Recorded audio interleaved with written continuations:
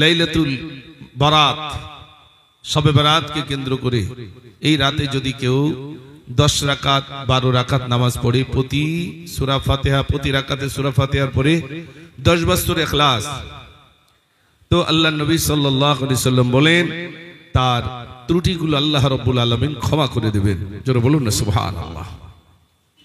আল্লাহ পাক এই রাতে প্রথম আসমানে আসবেন। আল্লাহ রাব্বুল আলামিন প্রথম আসমানে এসে বলবেন, কে আছো আমার বান্দা, অন্যায় করেছো, আমার কাছে ক্ষমা চাও, আমি আল্লাহ ক্ষমা করে দেব। আল্লাহ রাব্বুল আলামিন প্রথম আসমানে এসে বলবেন, কে আছো আমার বান্দা বান্দি, তুমি ঋণগ্রস্ত হয়েছো, আমার কাছে চাও, আমি আল্লাহ তোমার ঋণ থেকে মুক্ত করে দেব। কে আছো আমার বান্দা বান্দি, কে আছো আমার বান্দা বান্দি, রোগগ্রস্ত, আমার কাছে চাও, আমি আল্লাহ তোমার রোগ থেকে মুক্ত করে দেব। যা চাইবে বান্দা আল্লাহ রাব্বুল আলামিন তা বান্দাকে দিয়ে দেবেন। জোরে বলুন না সুবহানাল্লাহ। যে রাতে আল্লাহ আমাকে দেবেন সেই রাতটা চাইতে পারলাম না। আল্লাহ রাব্বুল আলামিন এই রাতে বরাদ্দ করেন।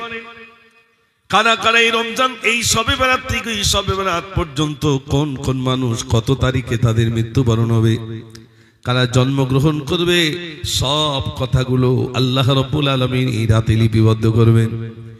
আল্লাহ রাব্বুল আলামিন বলে, বান্দা আমি ক্ষমা করে দেব, আমার কাছে চাও, আমি আল্লাহ ক্ষমা করে দেব। আমার বান্দা তুমি অন্যায় করেছো, আমার কাছে চাও, আমি আল্লাহ ক্ষমা করে দেব। এই জন্য বেশি বেশি করে মহান রবকে ডাকা, আল্লাহকে ডাকা,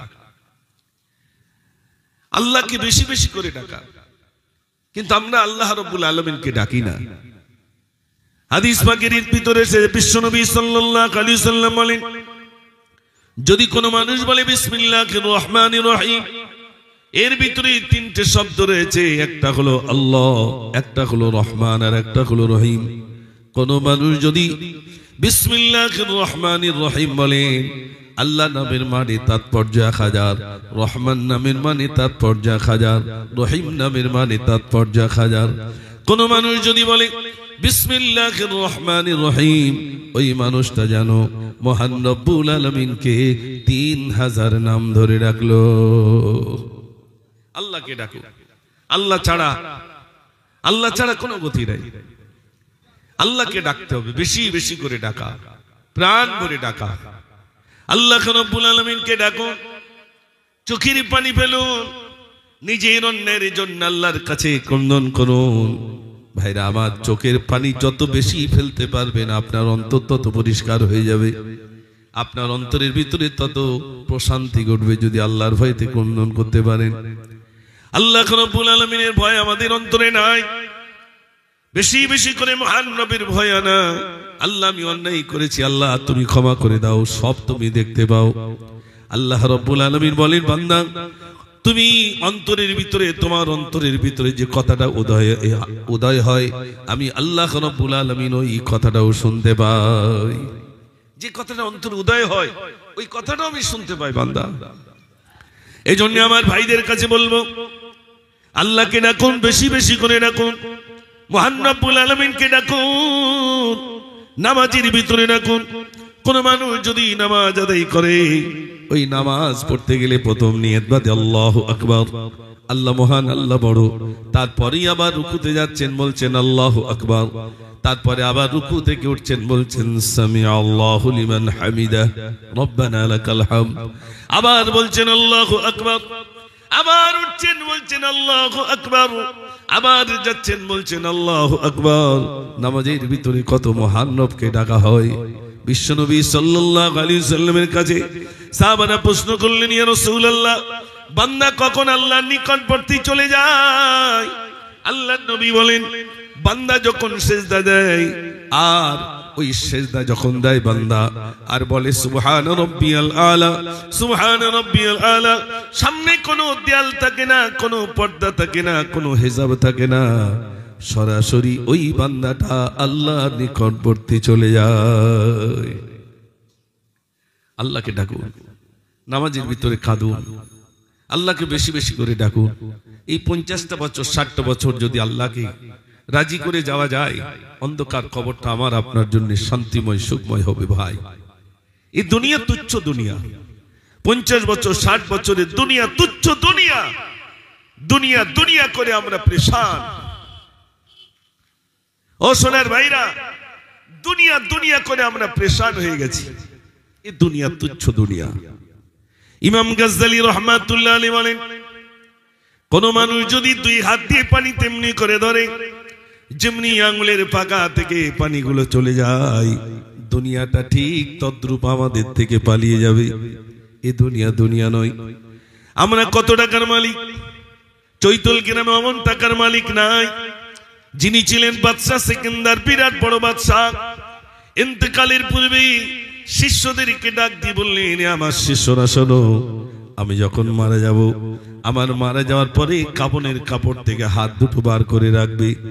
সবাই বললেন, হুজুর, কাফনের কাপড়ের ভিতরে সবার হাত থাকে, আপনার হাতগুলো কেন কাফনের কাপড়ের বাইরে রাখবো? তিনি বললেন, এই জন্য আমার কাফনের কাপড় থেকে হাত দুটো বার করবে, দুনিয়ার মানুষ দেখুক আমি খালি হাত নিয়ে চলে গেলাম। ও সোনার ভাইরা আমার, খালি হাত নিয়ে আমাকে আপনাকে যাওয়া লাগবে। 50টা বছর 60টা বছর দুনিয়ায় রইলাম, দেখতে দেখতে বয়স হয়ে গেল, দেখতে দেখতে আমাদের দাড়ি চুল মাথা চুল পর্যন্ত পেকে গেল। কোথায় সেদিন যেন আজ 50 বছর 60 বছর বয়স হয়ে গেল। দেখতে দেখতে 50-60 বছর বয়স হয়ে গেল। আল্লাহ রাব্বুল আলামিনের কাছে কেমন করে কৈফিয়ত দেব, এটা কোনোদিন ভাববেন না। সারা বছর নামাজ রোজা করব না, বছরে 2 দিন জলসা দেব, তাতেই জান্নাত পেয়ে যাব।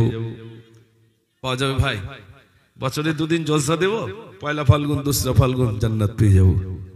জলসা তো হচ্ছে আলহামদুলিল্লাহ, কিন্তু জুলুমও হচ্ছে। আপনাদের উদ্দেশ্যে বলছি না, অনেক জায়গায় জলসা হচ্ছে, মানুষের কাছ থেকে জোর করে জুলুম করে টাকা নিচ্ছে। এই জোর করে জুলুম করে টাকা নেওয়া যাবে? একটু জোরে বলেন না। আপনি জলসা মনে রাখবেন, নামাজ পড়াটা ফরজ, আর জলসা দেওয়া সুন্নত নাকি ভাই? ওয়াজিব নাকি? না, নফল। দিলেও দিতে পারেন না, এ নফলও বলা যাবে না। এ জলসা আপনি দিলে সওয়াব, না দিলে গোনা নেই। গোনা আছে নাকি ভাই? তা নফলই ধরা যাক। এ দিলে সওয়াব, না দিলে গোনা নেই।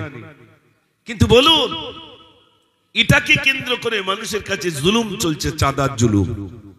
আবার কিছু কিছু জায়গায় গাড়ি ধরে চাঁদা নিচ্ছে, লরি ধরছে, টোটো গাড়ি ধরছে, ধরে টাকা নিচ্ছে। এভাবে জলসা দেওয়ার কথা দাদা হুজুর পীর কেবলা রহমাতুল্লাহ আলী বলেননি, বলেছে নাকি ভাই? না, এভাবে জলসা দেবেন, এটা আমার অনুরোধ। ছোট হোক, বিরাট সাজানো গোছানোর প্রয়োজন নেই। কাউকে কষ্ট দিয়ে জোর করে জুলুম করে চাঁদা চলবে না, চলবে না। এটা কখনোই সম্ভব নয়। মহব্বত করে যদি কিছু দেন, সেটা আমাদের জন্য হালাল। আর জোর করে যদি নেই, সে বলছে আমি তা দেবো না, ওরা তা ছাড়বে না, ওটা আমার জন্য হালাল হবে ভাই? জোরে বলেন না। আসলে এই জন্য তো বরকত নাই, এই জন্য বরকত উঠে যাচ্ছে। জলসা থেকে বরকত উঠে যাওয়ার কারণ কি? যখন জুলুম করে কারোর কাছ থেকে, এই তো আপনার, আমি দক্ষিণ চশমার দিকে বলুন, আল্লাহ তো আমার বিভিন্ন জায়গায় নিয়ে যান, আমি গেছি, জুলুম করে তারা চাঁদা নিয়েছে, তাতে দেখা গেছে ভাই এই জুলুমের বিরুদ্ধে আমার কথা কখনোই নয়। এগুলো আমাদের ভিতরে এখন বর্তমান চলছে। দয়া করে তা থেকে আমাদের সংযত হতে হবে। হবে না? হবে না ভাই? হবে। কোন টাকা কোন কাজে ব্যয় করতে হবে, এরও আমাকে জ্ঞান সঞ্চয় করতে হবে। সব টাকা কি কাজে লাগবে ভাই? একটু জোরে বলেন। ও সোনার ভাই আমার, এই জন্য বলবো, হালাল টাকা নিয়ে আপনি এই ধর্ম সভা দেন, মানুষের কাছ থেকে মহব্বত করে যে টাকাটা নেবেন, যে টাকাটা নেবেন, ওই টাকা দিয়ে যদি জলসা দেওয়া হয়, ওই জলসার ভিতরে মহান রব্বুল আলামিনের বরকত আসে। আর যদি বেহালালি হয়ে যায়, বরকত উঠে যাবে।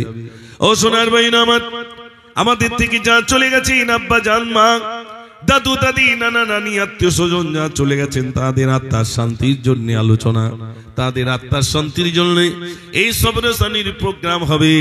কিন্তু দেখা যাচ্ছে ভাইরা আমার, এখন আমাদের নিজেদের ভিতরে বিরাট একটা প্রতিযোগিতা হচ্ছে। প্রতিযোগিতা, ওরা 3টে গরু জবাই করেছে, আমরা 4টে গরু জবাই করবো, হচ্ছে না ভাই? ওরা অমুক জায়গা থেকে বক্তা আনছে, আমরা অমুক জায়গা থেকে বক্তা আনবো। ওর অমুক জায়গাতে কারি সাহেব আনছে, আমরা অমুক জায়গাতে এই কারি সাহেব আনবো। এই যে ইখলাস, তার মানে স্বচ্ছ নিয়তটা আমার আপনার ভিতরে যখন না থাকবে বরবাদি, আর স্বচ্ছ নিয়ত যখন হবে তখন তার ভিতরেই রয়েছে সফল কাম, তার ভিতরেই রয়েছে কামিয়াবি। জোরে বলুন না সুবহানাল্লাহ। স্বচ্ছ নিয়ত। আমি মুজাফফর এসেছি, আমার নিয়তটাও ভালো হওয়া দরকার। আমি নিজে শুধু বলবো আর তা আমল করবো না, আমাকেও ছাড়া হবে না।